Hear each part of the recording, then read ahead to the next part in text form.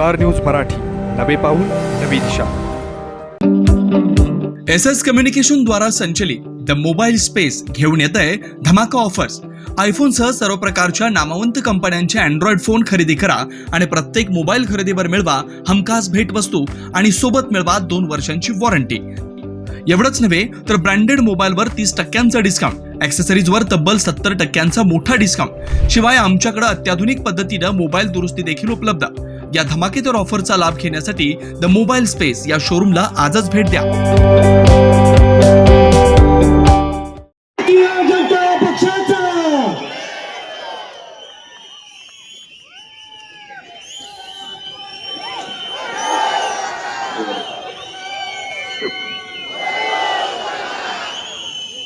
विटा नगरपालिकेच्या सार्वत्रिक निवडणुकीच्या निमित्तानं ज्या भारतीय जनता पार्टीच्या वतीनं आपण जी निवडणूक लढवतोय, या निवडणुकीच्या निर्धार सभेच्या निमित्तानं व्यासपीठावर उपस्थित असलेले सर्वच मान्यवर. वेळ कमी आहे, कमी वेळात मला काही गोष्टी विषय तिथे करायच्या आहेत.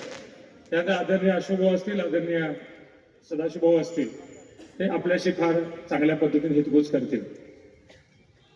आपल्या सर्वांना माहिती आहे की गेल्या अनेक वर्षापासून कैलासवासी हनुमंतराव साहेबांच्या नेतृत्वाखाली तुम्ही साहेबांना शक्ती दिली, साहेबांना तुम्ही ताकद दिली. एका साध्या नाका कारकुनाला 2 वेळा 1 वेळा आमदार करण्यापर्यंत तुम्ही सगळे त्यांच्या पाठीशी उभा राहिला. आणि त्या साहेबांनी देखील त्यांच्या कारकिर्दीमध्ये गोर गरीब दीन दलित आडले नडल्याला प्रत्येकाला मदत करायचा साहेबांनी प्रयत्न केला. ते शहर कुटुंब मानलं. या कुटुंबातल्या प्रत्येक व्यक्तीला उद्यमशीलता असली पाहिजे.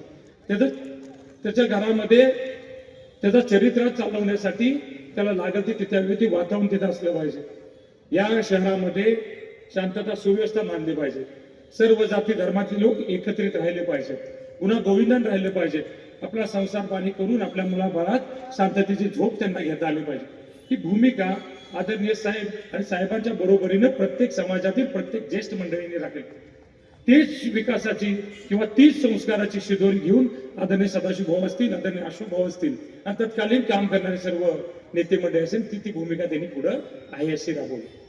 त्यामुळं आम्ही अभिमानानं सांगतो की या शहरामध्ये माझी माता भगिनी संरक्षित आहे. आम्ही अभिमानानं सांगतो या शहरामध्ये जातीय सलोख आहे. आम्ही अभिमानानं सांगतो या शहरामध्ये दंगा धोपा होत नाही. आम्ही अभिमानानं सांगतो या शहरामध्ये प्रत्येकाला आपला उद्योग व्यवसाय आपलं चरितार्थ चालवण्यामध्ये संरक्षणाचं कवच या निमित्तानं मिळतं. ह्या पिढीनं ते संस्कार किंवा ती शिदोरी आता आमच्या पिढीकडे संक्रमित केलेली आहे. आता आम्ही ज्या पिढीमध्ये काम करतोय, आता आमची जबाबदारी आहे की ती दिलेली शिदोरी व्यवस्थित जपणं आणि कालांतरानं पुढच्या पिढीला तिथे हस्तांतरण करणं.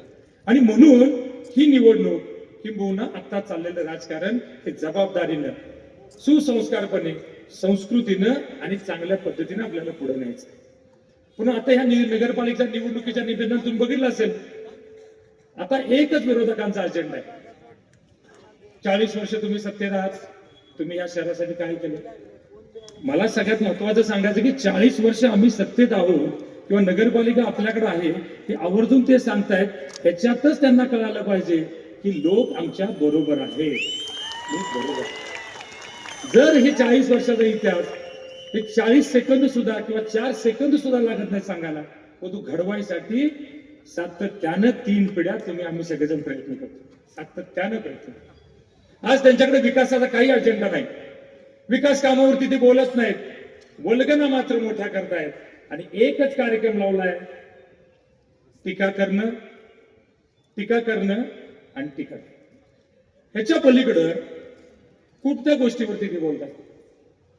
आमदारकी सारखं एवढं मोठं पद दिलं 2014 पासून आता तुमच्याकडे गेले 11 वर्ष आमदारकी. या विटा शहरामध्ये जवळजवळ आता तर तुम्हाला या विधानसभेच्या निवडणुकीच्या मध्ये ना तुम्ही म्हणता की आम्हाला फार मोठं इथं मताधिक्य मिळालं.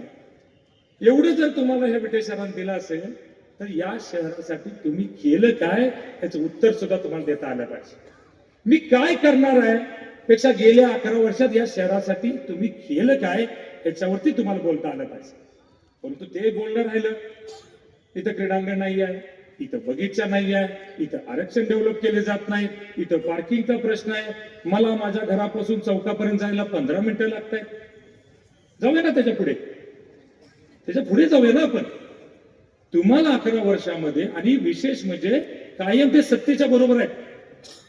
आमचे मुख्यमंत्री आहेत, आमचे उपमुख्यमंत्री आहेत, आमच्याकडे नेतृत्व आहे, आमच्याकडे तिजोरीच्या चाव्या आहेत, बरंच सगळ्या गोष्टी तुमच्याकडे असताना मग या विट्यामध्ये एखादं असं काम तुम्ही दाखवावं की ते काम केल्यामुळं तुम्ही म्हणू शकता, हो हे मी विट्यासाठी केलंय, हे विट्याच्या जनतेसाठी केलंय, माझ्या लोकांसाठी केलंय, माझ्या कार्यकर्त्यांसाठी केलंय, आणि हे शहर मी प्रगतीपथावर आणलं.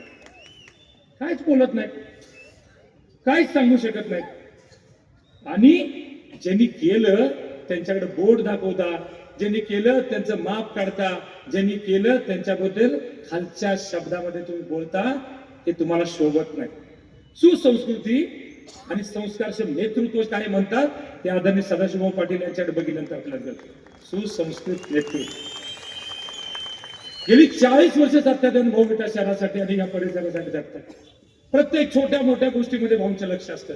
आज सुद्धा भाऊंच्या बरोबर कार्यकर्ते म्हणून काम करणारे आम्ही सगळेच अजून सुद्धा भाऊंच्या नजरेच्या टप्प्यात आहे. एखादी गोष्ट आमच्याकडे चुकली, एखादा शब्द जरी आमच्याकडे चुकला तर आम्हाला अजून सुद्धा भाऊ विचारतात, हे नाही असं बोलायचं, हे असं नाही वागायचं, लोक हे आपले आहेत, हे भांडवल आहे, हे तुमच्यावरती प्रेम करणारे, विश्वासानं आणि शून्यातून तुम्हाला इथपर्यंत आणणारे हे जनता आहे, त्याच्याशी प्रतारणा तुम्ही करू नका, एवढं ते आवर्जून आम्हाला सांगतात. आज सुद्धा आपल्या पार्टीमध्ये किंवा आपल्या संघटनेमध्ये कुणीही आदरणीय भाऊंच्या शब्दाच्या पुढे जात नाही. या शहरामध्ये विरोधक सुद्धा आदरणीय भाऊ तिथे समोर गेले तर आदरानं लिहून नमस्कार करतात. ज्येष्ठ मंडळी सुद्धा भाऊंचा सन्मान करतात. पण आजची ही राजकारणाची जी पातळी तुम्ही ठेवली की आदरणीय भाऊंचं तुम्ही नक्कल काढता, भाऊ बोलतात त्याच्यावर त्याचं तुम्ही इथं विडंबन करता. अरे अजून तुम्ही एवढे मोठे नाही आहात, अजून तुम्ही एवढे मोठे नाही आहात. आमदारकी सहानुभूतीवरती तुम्हाला मिळेल. आमदारकी तुम्ही तुमचे आई वडील गेल्यानंतर त्या गोष्टीचं तुम्ही सर्वांसमोर मांडलं आणि तुम्ही घेतलं. नुसत्या विकास कामावरती तुम्ही आमदारकी जर घेतली असती तर आज तुम्हाला गल्लोगल्ली विट्यामध्ये फिरायलाच लागली नसती. एका मतासाठी तुम्हाला गावामध्ये फिरायला लागलं नसतं. एक मत तर माझ्या भावाला द्या म्हणून एखादा आमच्या मेटकरी समाजातल्या कार्यकर्त्याच्या घरापर्यंत आमदार म्हणून तुम्हाला जायला लागलं नसतं. तुम्ही हे लक्षात घेतलं पाहिजे.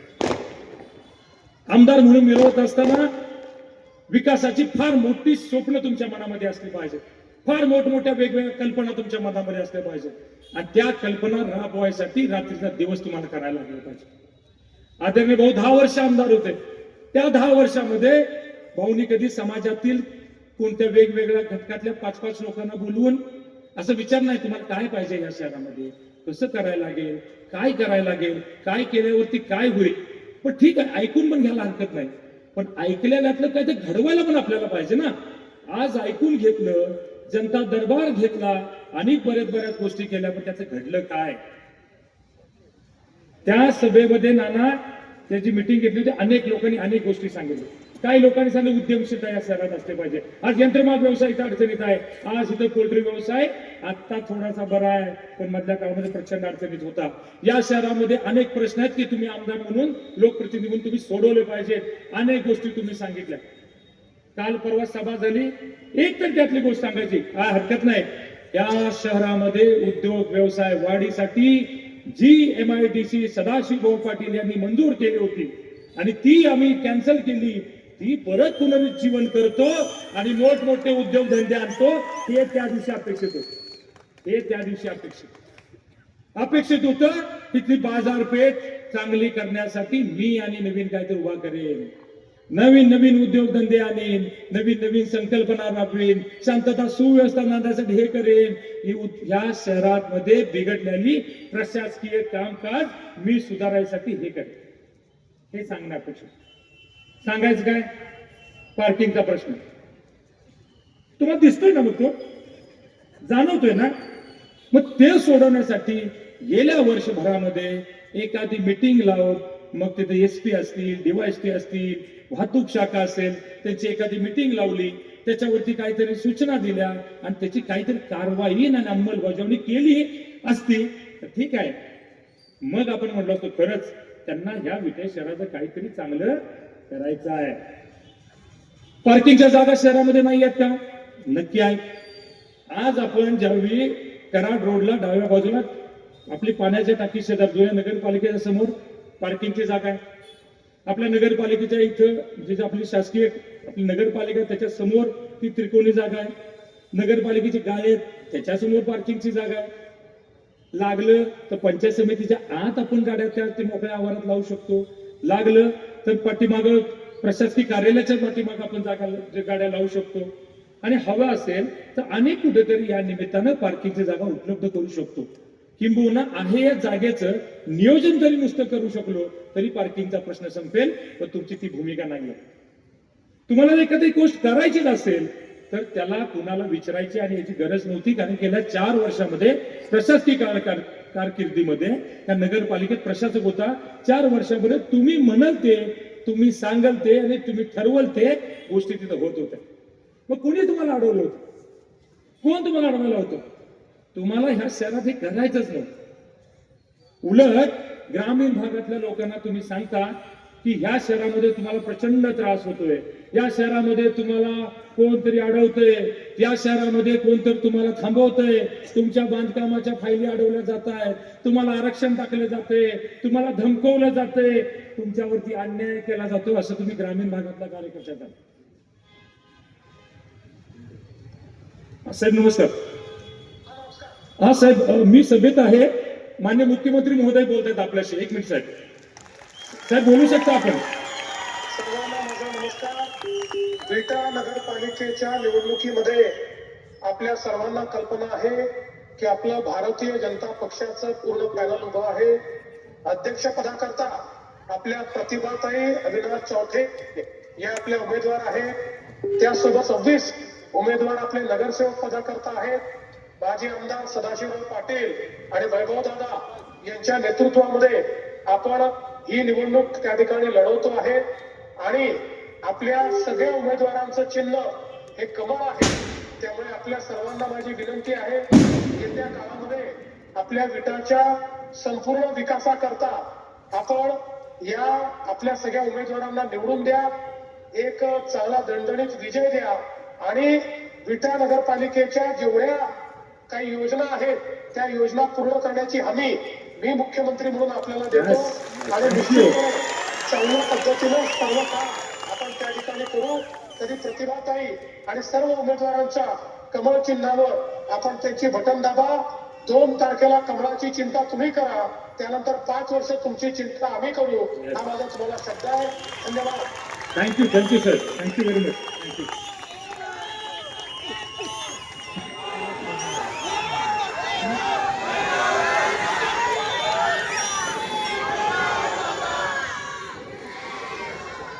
आता तुमच्या सगळ्या लक्षात आलं असेल हे कमळ किती ताकदीचं आहे हे तुमच्या लक्षात आलं असेल. आणि कुणाला तर वाटत होतं की आदरणीय सदाशिव भाऊ आणि वैभव पाटील किंवा अशोक भाऊ असतील ना, पडळकर साहेब असतील, त्यांच्या पाठीमागं प्रचंड मोठी शक्ती जी मुख्यमंत्री स्वतः आपल्या पाठीशी आहेत. काही काळजी करायचं काम नाही आपल्याला. मी तुम्हाला सांगत होतो की त्यांना जे काम या निमित्तानं प्रशासकीय काळामध्ये करायचं होतं, त्यांना फार मोठी संधी त्या निमित्तानं होती. तिथे काय नगराध्यक्ष म्हणून किंवा नगरसेवक म्हणून कोणी नव्हतं. इथून फोन करायचा, प्रांत प्रशासक होते, त्यांनी 1 मिनिटात तुम्ही सांगाल तो निर्णय घ्यायचा, मुख्याधिकाऱ्यांनी तो राबवायचा, काहीच अडचण नाही. पण तुम्हाला विटा शहरासाठी काय करायचंच नव्हतं, काय करायचंच नाही. ही तुमच्या मनामध्ये खूणगाठ तुम्ही कायमस्वरूपी बांधलेले आहे. गेलेल्या माणसांबद्दल बोलायचं नाही, परंतु मी या निमित्तानं सांगेन की पहिल्यापासून या लोकांच्या मनामध्ये विटेकरांच्या विषयी प्रेम नाही तर तिरस्कार आहे. मी सांगत होतो त्या पद्धतीने ग्रामीण भागातल्या लोकांच्या मनामध्ये या विटेकरांच्या बद्दल, विट्यातल्या जनतेबद्दल उगाच एक फेक निगेटिव्ह या निमित्ताने ते सेट करतात, कायमच करतात. मग जर ग्रामीण भागातल्या लोकांना तुम्ही सांगताय की विट्यामध्ये तुम्हाला एवढा त्रास होतोय, एवढं तुम्हाला सोसायला लागतंय, आज विट्यामध्ये विटेकरांच्या पेक्षा बाहेरचेच लोक जास्त येऊन राहायला लागले नाही. आमच्या दाजींपासून सुरुवात आहे. दाजी दिगंजीतून येऊन विट्यात राहिले, इथंपर्यंत सगळ्या गोष्टी घडल्यात. आज काय नाही माझ्या विट्यात. आज शिक्षण त्याची एवढी मोठी गंगा विट्यामध्ये आहे. आज माझ्या शहरामध्ये सृजनशीलता आहे. आज माझ्या शहरामध्ये माझी माता भगिनी संरक्षित आहे. आज माझ्या शहरामध्ये प्रत्येक गोष्ट चांगल्या पद्धतीने केली जाते. ना दरोडा पडत नाही, नाही तू भुरट्या चोऱ्या सोडल्या तर कुठं असं काय वेगळ्या गोष्टी घडत नाहीत, कुठं विनयभंग, कुठं बलात्कार असली कुठली अप्रिय घटना घडत नाही. सगळ्या गोष्टी अगदी चांगल्याने प्रामाणिकपणे घडतात. आज सौरभ साहेब विट्यामध्ये बाहेरच्या लोकांनी कोट्यानं रुपयाच्या इन्व्हेस्टमेंट केलेल्या आहेत, कोट्यानं रुपयाच्या प्रॉपर्टी घेतलेल्या आहेत. हजारो फ्लॅट बाहेरच्या लोकांच्या विट्यामध्ये आहेत. ते काय एका दिवसात किंवा ह्या 4 वर्षात घडलं नाही, सातत्यानं घडत आलंय. जर आम्ही त्रास देणारे लोक असतो, जर आम्ही कुणाला अडवत असतो, कुणाला थांबवत असलो, कुणाच्या आरक्षण टाकत असलो, कुणाला बदनाम करत असतो, तर हे विटा वाढलंच नसतं. आज बघत बघत 47,000 मतदान शहराचं, 47,000. जनगणना झाली नाही तर मला खात्री आहे 70,000 पेक्षा जास्त लोकसंख्या आहे शहराची. एवढं मोठं शहर होतं. सांगली जिल्ह्यामध्ये विकासाचा सगळ्यात मोठा वेग असलेलं शहर. या शहरामध्ये प्रत्येक जण आपापलं चरितार्थ चालवण्याच्या निमित्तानं प्रामाणिकपणे सचोटीने काम करतो. कुणी कुणाला अडवायचं नाही, कुणी कुणाची जिरवायचं नाही, कुणी कुणाला थांबवायचं नाही. हे राजकारणाचं बाळ पुढे घेऊन तुम्ही आम्ही इथं राजकारण करतो. हे सगळं आपण करत असताना फक्त एकच मनामध्ये विचार असतो की माझ्या विटेकराला अभिमान वाटला पाहिजे की ह्या नगरपालिकेची सत्ता किंवा ह्या नगरपालिकेचा कारभार या पाटील कुटुंबियांना आणि त्यांच्यावर काम करणाऱ्या या सगळ्या मंडळींनी आम्ही दिलाय. त्याची उतराई होण्यासाठी जेवढं जमल तेवढं काम आम्ही सगळी मंडळी करत असतो. विचार करा, स्वच्छता अभियान 2014ला आलं. देशाचे पंतप्रधान नरेंद्र मोदी साहेबांना वाटलं की आपला देश स्वच्छ झाला पाहिजे. त्यातल्या शहरी स्वच्छतेबाबतीत त्यांनी आग्रहाने काम करायला सुरुवात केली. बघत बघत देश बदलत गेला. देशाबरोबर माझं शहर पण बदलत गेलं. नुसतं एक आव्हान आपण केलं की या स्वच्छतेमध्ये आपल्याला देशामध्ये पहिल्या क्रमांकावर यायचं आहे. बघत बघत माझ्या माता भगिनी असतील, बघत बघत माझ्या शहरातील सर्व ज्येष्ठ मंडळी असतील, बघत बघत माझ्याबरोबर काम करणारे तरुण सहकारी असतील. आणि त्याच्यापेक्षा मोठे पण मला असं वाटतं की ही छोटी माझी पुढची पिढी असेल. त्यांनी ठरवलं आणि बघत बघत देशामध्ये स्वच्छतेमध्ये अग्रक्रमानं आपलं शहर आलं. राष्ट्रपती महोदयांच्या हस्ते आपला सन्मान झाला. आणि त्यावेळी जाताना सुद्धा आपण शांता मावशींना बरोबर घेऊन गेलो. शांता मावशीला 27 वर्ष बिचारीनं रात्रीचा दिवस केला. कधी थंडी बघितली नाही, ना पाऊस बघितला नाही, ना ऊन बघितलं नाही. ती बिचारी राबत होती स्वच्छतेसाठी या शहराच्या. म्हणून आपण जाताना एखाद्या दुसऱ्या नेते मंडळी न घेऊन जाता आपण शांता मावशींना तिथे गेलं. हा मनाचा मोठेपणा फक्त आपल्याकडे आहे. 100% याची जाण तुम्हाला सगळ्यांना असली पाहिजे. कोण प्रतिनिधित्व करतं तर आमचे शांता मावशी आमचं प्रतिनिधित्व करते. हा अभिमान. त्यावेळी राष्ट्रपती महोदयाने ओळख करून घेताना आम्हाला सांगितलं ही कोण आहे. मी त्यांना सांगितलं ही आमच्यातली स्वच्छता करणारी बायला आहे. त्यांनी वाकून नमस्कार तिला केला आणि त्यांना सांगितलं मावशींना की तुमच्यामुळे हा देश बदलतोय. हे फक्त विट्यात घडू शकतं. अनेक लोकांना यानंतर पण पुरस्कार मिळाला स्वच्छतेचा, किंवा त्याच्या अगोदर पण अनेक नगरपालिका, नगरपंचायतींना आणि महानगरपालिकांना पुरस्कार मिळाला. पण त्यांनी स्वच्छता कर्मचाऱ्याला कोणी नेलं नाही. हे फक्त विट्यात घडू शकतं. हे संस्कारला. ज्या पाण्यावरती तुम्ही बोलताय, पाणी योजनेवरती तुम्ही बोलताय, तुम्ही सांगताय 1 दिवस आड पाणी येतं. हो, 1 दिवस आड पाणी मान्य करतो आम्ही. पण 1 दिवस आड मुबलक आणि स्वच्छ पाणी देणारी पश्चिम महाराष्ट्रातली सगळ्यात चांगली नगरपालिका म्हणून आपल्या नगरपालिकेला अनेक वेळा पुरस्कार मिळाला. माझ्या माता भगिनी इथं उपस्थित आहेत, संख्या प्रचंड आहे.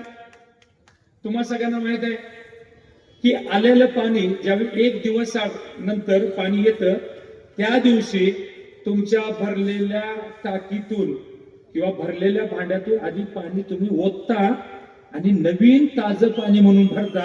ही परिस्थिती आहे का नाही? बरोबर का? आपल्या घराच्या प्रत्येकीनं आपल्या परसबागेमध्ये काही ना कधी फळ, फळाव, झाडं, फुलं लावलेत का नाहीत? आहे का नाहीत? नक्की.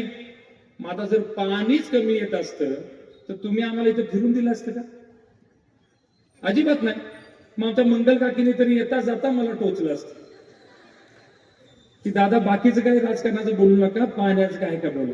पण आज परिस्थिती अशी नाही आहे. खरंच हे शहर फार मोठ्या वेगानं वाढतं, प्रचंड वेगानं वाढतं. जी योजना 1996 साली तत्कालीन उपमुख्यमंत्री आदरणीय गोपीनाथ मुंडे साहेबांनी जी दिली विट्यासाठी आणि ती योजना आणण्यासाठी आदरणीय सदाभाऊंनी ते भाजपमध्ये प्रवेश केला.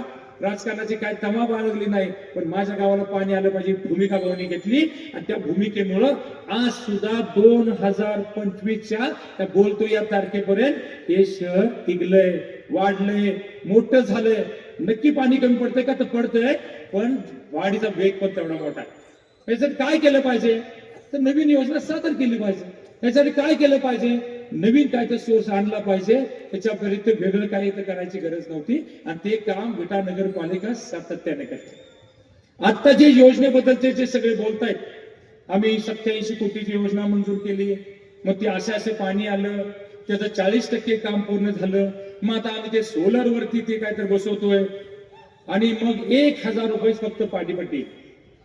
माझ्या पत्रकार बांधवांना मी सांगतो, ते काल बोलण्याचं रेकॉर्डिंग आहे आपल्याकडे, तुम्ही पण ते काय गोष्टी करण्यात छापले असतात. जर 1000 रुपये पाणीपट्टी जर केली तर इथून पुढे मी विधानसभेची निवडणूक लढवणार नाही. माझा शब्द आहे, शब्द आहे माझा. 1000 रुपये करायची, फक्त 1000 रुपये. 653 किलोवॅट एवढ्याचा सोलर तिथं बसवतो. किती? 653. आपली जे इंजिनिअरिंग कॉलेज आहे त्याच्यावरती आम्ही 300 किलोवॅट बसवले आत्ताच, 300 किलोवॅट. आणि अख्ख्या ह्या पाणी पुरवठा योजनेसाठी ते म्हणतायत 653 किलोवॅट. खचून अगदी व्यवस्थित जरी त्याचं रिन्युवेशन झालं, म्हणजे त्यात वीज निर्मिती झाली, तर जास्तीत जास्त 7 लाख रुपयाचं फक्त विजेचं बिल वाचतं. आज जर तुम्ही माहिती घेतली तर मागच्या महिन्याचं ऑक्टोबर महिन्याचं नगरपालिकेचं पाणी पुरवठ्याचं बिल जर तुम्ही लक्षात घेतलं तर ते 57 लाख रुपये प्रति महिना आहे. माझ्याची कॉपी आहे, 57 लाख रुपये प्रति महिना. ज्यावेळी आपण 1 दिवस आड पाणी देतो, ते पाणी आपण घोगावनं 32 किलोमीटरवरून आणतो, त्यावेळी 57 लाख रुपये लाईट बिल येते. आता तुम्ही जी योजना आणली म्हणताय की जी शासनाच्या मार्फत राबवली जाते, ती तुम्ही परत वाझरवर आणणार. पूर्वीचं पाणी, हे पाणी, तिथल्या मोटर आणि हे सगळा जर विचार केला तर 57 नाही 67 लाख रुपयापेक्षा जास्त लाईट बिल येईल, अशी या पाणी पुरवठा स्कीमची परिस्थिती आहे. नुसतं लाईट बिल म्हणतोय, त्याच्यावरती मेंटेनन्स, तिथं असणारे कर्मचाऱ्यांचा पगार, तिथं असणाऱ्या सगळ्या लागणाऱ्या क्लोरिनेशनचा प्लांट, तिथं लागणारं फिल्टरेशन, तिथं असणारं डिस्ट्रीब्युशन, इथं डिस्ट्रीब्युट करताना मग इथला मेंटेनन्स, या सगळ्याचा विचार केला तर आज अशी परिस्थिती की 70 ते 75 लाख रुपये प्रति महिना आपल्याला खर्च येतो. मग जर काढला तर 9 कोटी ते 10 कोटी प्रति वर्षी नुसतं पाणी पुरवठा योजनावर खर्च आहे. तुम्ही असं सांगायला पाहिजे होतं असं मला वाटतं की त्या योजनेमध्ये तुम्हाला माहितच नाही. विटा नगरपालिकेला आदरणीय भाऊ नगराध्यक्ष असताना कारव्यामध्ये, आपलं कारवे आहे, त्या कारव्यामध्ये 6 एकर जागा ही कंपोस्ट डेपोसाठी मिळालेली. तिथं मुख्याधिकारी विटानगर विटा यांचं नाव तिथं त्या जागेवर केलं. त्या गावामध्ये ज्यावेळी आपण तो कंपोस्ट डेपो करायला गेलो त्यावेळी तिथल्या नागरिकांनी विनंती केली की तुमच्या गावचा कचरा आमच्या शिवारात टाकू नका, म्हणून गेली 20 ते 25 वर्ष जागा ती तशीच पडून आहे. तुम्हाला जर प्रकल्पता होती, तुमच्याकडे विचार होता आणि खरंच तुम्हाला 1000 रुपये करायचं होतं तर त्या 6 एकरामध्ये तुम्ही तो सोलर प्लांट बसवायला पाहिजे होता की 2 मेगावॅट मध्ये पाहिजे, 1 किंवा 2 मेगावॅट. एवढं जर तुम्ही तिथं सोलर प्लांट बसवला असता किंवा तसं तुमचं डोकं चाललं असतं तर मग 1000 नाही, पण आता आहे तेवढीच फक्त ठेवता आली असते. प्रत्येक वेळी यायचं 3500 रुपये पाणीपट्टी आहे, 365 पैकी 100 दिवस पाणी येत आहे. मग विट्याला कसा राहिला याचं बाबा देवा? काय कारण आहे? काय गरज नाही ना. तुमच्या गावामध्ये रोज पाणी येत असेल, 2-2 तास येत असेल, बरं नाही का? उगाच आमच्याकडे हाल कशाला करून येत? घेऊ नका ना उगाच हाल आमच्या. हा, मी तर येऊन राहील, कोणी काय कोण हाक मारायला घेऊन नाही ना, आलं पाहिजे बघा. हे बोलायचं कशाचं, कशाभर काय करायचं? परवामध्ये एक त्यांनी नवीन फंडा काढला, चतुर्थ वार्षिक आकारणीला तात्पुरती स्थगिती एकनाथ शिंदे साहेबांच्याकडून त्यांनी मिळवून दिली. आता तुम्हीच प्रशासकीय कारकिर्दी जी 4 वर्षाची होती त्यावेळेस हे टेंडर झालं, त्यावेळेस सगळं आकारणीसाठी तुमच्या घराघरापर्यंत लोक आले, त्यांनी सॅटेलाइट वरून तुमचे फोटो काढले, घरात येऊन घरात तुमचे रूमच्या रूम सगळी मोजून काढली, जिथे कमर्शियल होतं तिथे कमर्शियल म्हणलं, जिथं रेसिडेन्शियल होतं रेसिडेन्शियल म्हणलं, साधा गोटा होता तर गोटा म्हणलं, आणि जे जे काय करायचं होतं ते सगळं त्या कंपनीने येऊन केलं. एका बाजूला तुम्ही म्हणताय की प्रशासकीय काळामध्ये भीती मुक्त प्रशासन आम्ही करू शकतो. त्याच्या आधी आमची भीती होती असं लोकांना तुम्ही सांगता. नगरपालिकेमध्ये येत असताना तुमच्या मनामध्ये असणारी दहशत आणि दडपण मिटवण्यासाठी म्हणून आम्ही असं करतोय असं सांगताय तुम्ही. मग आता 4 वर्षात कशाच दडपण होत आहे? आपण तिथे नव्हतोच ना. मग 4 वर्षामध्ये ही ज्यावेळी आकारणीचा टेंडर झालं, त्याची वर्क ऑर्डर झाली, त्या माध्यमातून गेली वर्ष 2 वर्ष सगळी मोजमाप झालं, त्याच्या नोटिसा लोकांना गेल्या, त्या नोटिसावरती हरकत घ्यायला महिन्याची मुदत तुम्हाला दिली. पत्रकार महोदयांनी मी हात जोडून सांगतो 200 पेक्षा जास्त ऑब्जेक्शन नाही आहेत. किती? 200 लोकांनी फक्त हरकती नोंदवल्या, त्याच्यापेक्षा जास्त हरकती सुद्धा लोकांनी नोंदवल्या. मग असं असताना तुम्ही उगाच त्या दिवशी पत्रकार परिषद घेतली, हे कुणी केलं, काय केलं, 6 महिना झालं, असं झालं, हे केलं, त्यांनी केलं. अरे आमचं कोण त्या प्रशासनात ऐकतंय का? आम्ही सत्तेत आहे. आता या 2-3 महिन्यामध्ये आम्ही भाजपमध्ये गेलोय, आता या 2-3 महिन्यात मुख्यमंत्री आमच्या बरोबर आहे. त्याच्या आधी सगळं तुमचंच राज्य होतं. मग का ज्यावेळी टेंडर झालं त्यावेळी तुमचं लक्ष नव्हतं? का ते लोक गावात फिरत असताना तुमचं लक्ष नव्हतं? का माझ्या जनतेवरती एवढा कर लागला त्यावेळी तुमचं लक्ष नव्हतं? कुणीतरी इलेक्शन जवळ येते म्हणून तुम्हाला सांगितलं आणि मग तुम्ही ती पत्रकार परिषद घेतली. पण पत्रकार परिषद कोण घेतं? एक भाऊ घेतो, नाही मी आमदारांना विनंती करतो. अरे विनंती काय भावाला करत? हे भावा करावं लागतंय, विषय संपला. मी विनंती करतो आमदारांना की त्यांनी असं करावं. मोठा भाऊ धाकट्या भावाला विनंती करतो. क्या चल रहा है? विनंती करायला नाही, सांगायला पाहिजे. नाही तुम्ही लोकप्रतिनिधी आहात, अशा अडचण आहे, झाले पाहिजे, आम्ही इथे नगरसेवक म्हणून काम केले असं सांगून तुम्ही करायला पाहिजे. ठीक आहे, हरकत नाही, थांबवायला स्थगिती द्यायला हरकत नाही. पण ती पण धनजूबाई स्थगिती कितीपर्यंत? निवडणुकीचा निकाल होईस तोपर्यंत करायचं होतं ना. थांबवून घ्यायला पाहिजे होतं, पूर्णपणे थांबवायला पाहिजे होतं. आहेत ना नगर विकास मंत्री तुमचे, त्यांना एका मिनिटात सांगा साहेब हे टेंडरच कॅन्सल करून टाका आणि दिलेल्या लोकांना जे आले टॅक्स तो सगळा बंद करून टाका, सांगायला पाहिजे होतं. मग आता तो तुम्ही स्थगित केला म्हणताय, पण जे उमेदवार झालेत की नाही त्या सगळ्यांनी त्या टॅक्सची जी रक्कम होती ना तेवढीच रक्कम बिचाऱ्यांनी सगळ्यांच्याकडून भरून घेतली. मी स्थगिती फक्त म्हणायला आहे, तात्पुरते आहे, त्याच्यामध्ये फार मोठं काय नाही. आपल्याला त्याच्यावरती पण विचार करायचा आहे. पुन्हा एकदा आपल्या शासनाकडे तो प्रस्ताव दाखल करायचा आहे. पुन्हा एकदा मुख्यमंत्र्यांना विनंती करायची आहे. पुन्हा एकदा मुख्यमंत्र्यांना सांगायचं आहे की माझ्या लोकांच्या वरती जर अन्यायकारक जर असं टॅक्स येत असेल तर तो टॅक्स थांबला पाहिजे आणि योग्य आणि पुन्हा पुनर्निरीक्षण करून जे योग्य आहे त्या प्रकारे टॅक्स दिला पाहिजे. ही भूमिका आमची आहे, ही भूमिका त्याच्यासाठी राजकारण. आम्हाला अनेक वेळा दाभोळे साहेब ते म्हणतात पक्ष बदललाय. तुमचा काय इतिहास? काँग्रेस, राष्ट्रवादी काँग्रेस मध्ये थोडा दिवस अपक्ष, परत त्यानंतर शिवसेना ओरिजिनल आणि त्यानंतर सुरत, गुवाहाटी, गोवा मार्गे शिवसेना.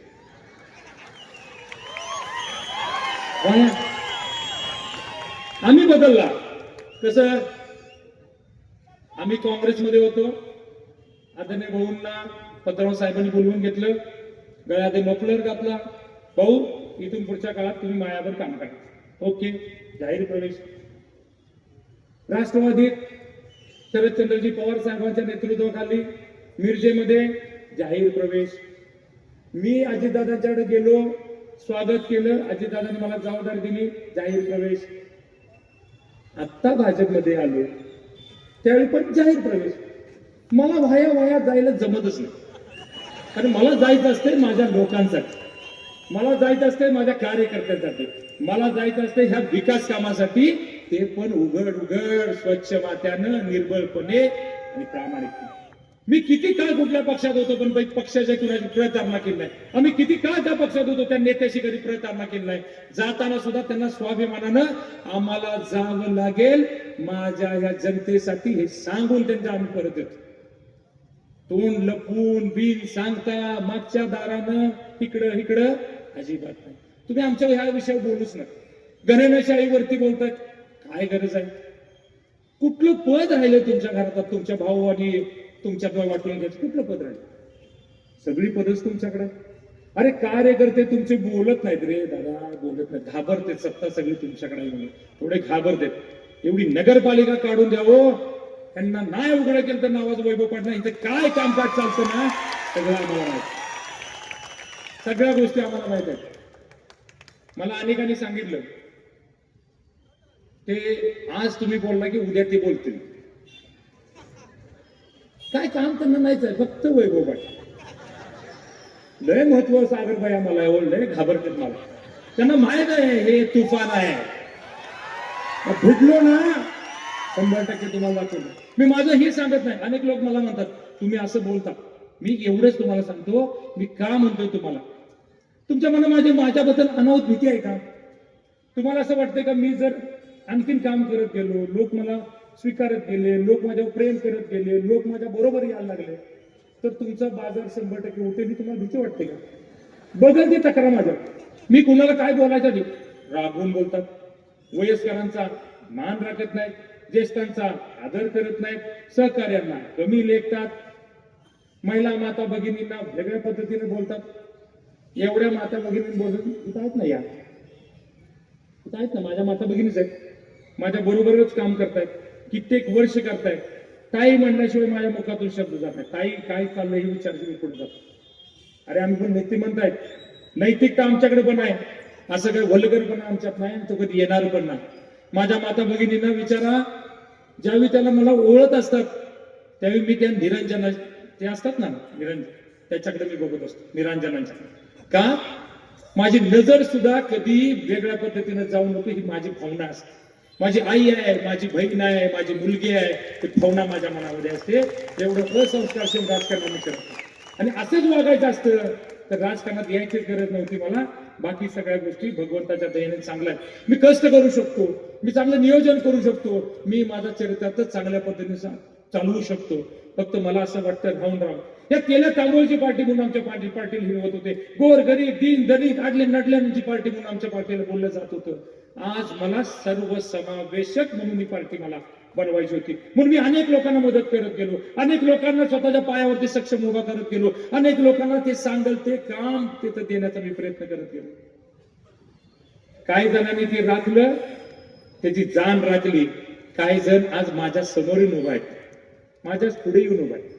पण नैतिकता त्यांच्यामध्ये जर असेल तर नजरेला नजर लावून त्यांनी माझ्यासमोर उभा राहावं. मी ओपन चॅलेंज करतो. एक माईचा लाल जो आज आपल्याकडे आपल्याबरोबर मागे होता आणि आज आपल्याबरोबर नाही, काहीतरी सांगायचं, कुठला तर कागद द्यायचा, ही जमीन अशी घेतली, ती जमीन तशी घेतली, ह्याच्यामध्ये आमचं असं केलं तसं केलं.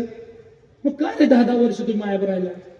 कॉप नगर एक आमच्या इथे उमेदवार आहेत 7 मधले, कॉप नगरसेवक होतो सदाभाऊंची पार्टी, वैभवदाचं नेतृत्व प्रचंड प्रगल्भ, प्रचंड चांगलं. आणि तुझा कार्यकाळ संपला की तुला आठवलं नाही, असं मला लुबाडलं, असं मला थांबवलं. काय नीती नाही. ज्या कैलासवासी विकास कार्यकर्त्यांना आदरणीय भाऊनी शब्द दिला होता, विकासराव 2011च्या निवडणुकीत त्यांनी अर्ज भरला होता आणि ते म्हणले होते की भाऊ तुम्ही म्हणताय म्हणून अर्ज काढायची त्यांच्या वेळ आली, त्यावेळी भाऊनी त्यांना शब्द दिला होता की विकासराव जर थांबा, मी 100% तुम्हाला या निमित्तानं नगरसेवक करेन. दुर्दैवानं पुढच्या 2-4 वर्षामध्ये दुर्दैवानं त्यांचं निधन झालं. त्यांचा शब्द राखण्यासाठी त्यांच्या भावाला आपण कॉप नगरसेवक केलं आणि आज तो विरोध पार्टीत जाऊन उमेदवार होतोय. मग कॉप नगरसेवक व्हायच्या आधीच जर मी तुझा व्यवहारात काय गलतान कारभार केला असता, मी जर तुझी फसवणूक केली असेल तर तू व्हायचं नव्हतं ना. तुझा तेवढा स्वाभिमान पाहिजे होता. ही असली नगरसेवकाची उमेदवार. आता तेच म्हणतात आम्ही 8 जण तिकडचे आणले आणि तुमचे कुठे गेले? बघ एवढी मोठी पार्टी, 4200 मताचं मताधिक्य आणि आमचे 8 जण. तुमचे नाहीत का कार्यकर्ते? ज्या जुन्या जाणत्या लोकांनी भरे कसे पण असतील पण त्यांनी तुमची पार्टी लागली, त्यांना स्वाभिमानातून पुढे घेऊन जायला पाहिजे. तर ही भूमिका तुमची असते. अनेक विषय आहेत, अनेक विषयावरती बोलण्यासारख्या गोष्टी आहेत, पण आज मी माझ्यापेक्षा आदरणीय भाऊंना मी संधी दिली, कारण की त्यांच्या नेतृत्वावरती विश्वास राजपणे आपण सगळं काम केलं. आज खरं मला इतकं शल्य वाटतं की ही निवडणूक नगरपालिकेची आदरणीय भाऊनी असं माझं फक्त व्यासपीठावरती बसून आपल्याला बघायला पाहिजे, पण आज भाऊंना इथं येऊन पुढे होऊन नगरपालिका निवडणूक करायला लागत्या, कारण की ह्या गावाची दिशा ह्या लोकांनी बघितली.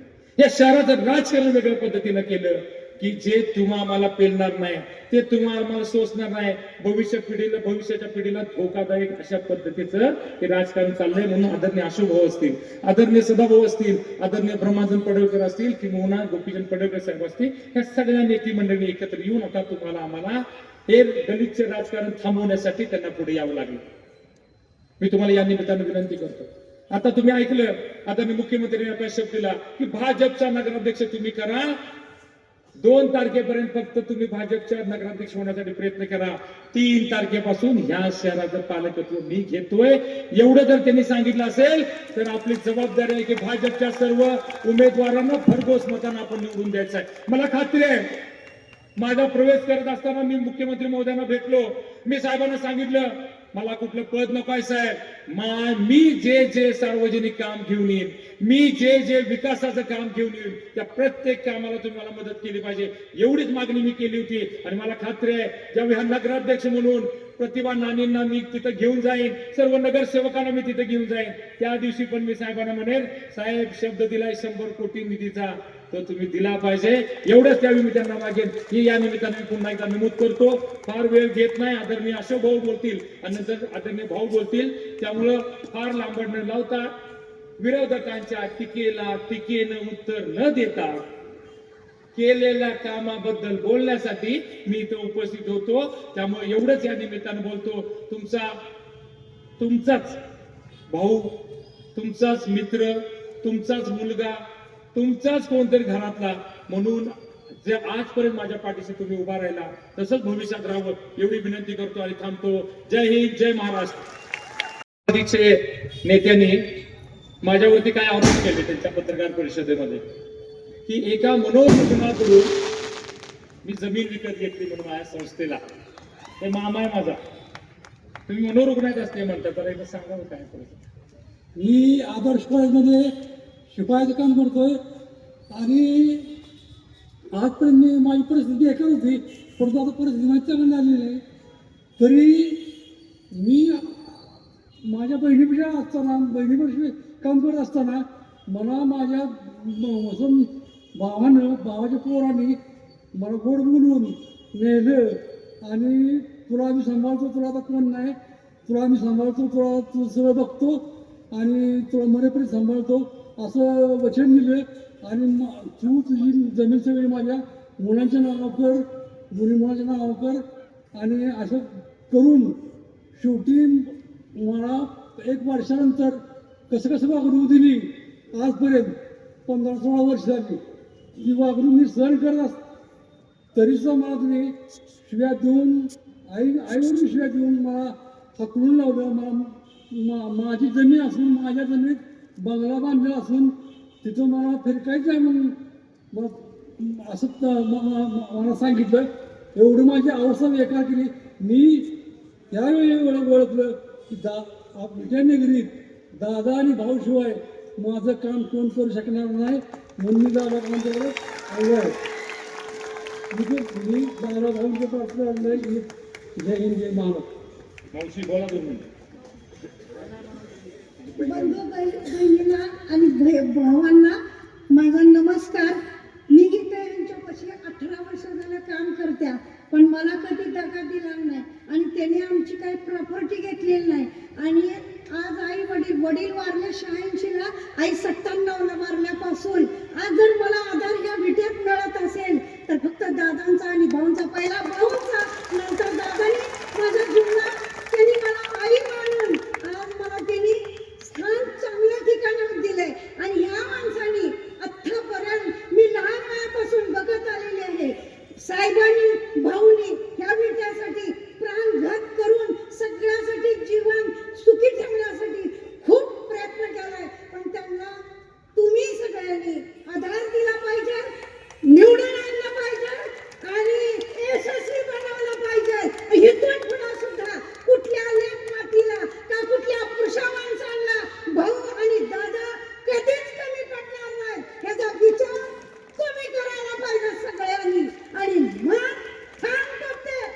जनता पार्टीलाच दिलं पाहिजे आणि माझ्या भाऊला आणि दादांनाच निवडून आणून दिलं पाहिजे.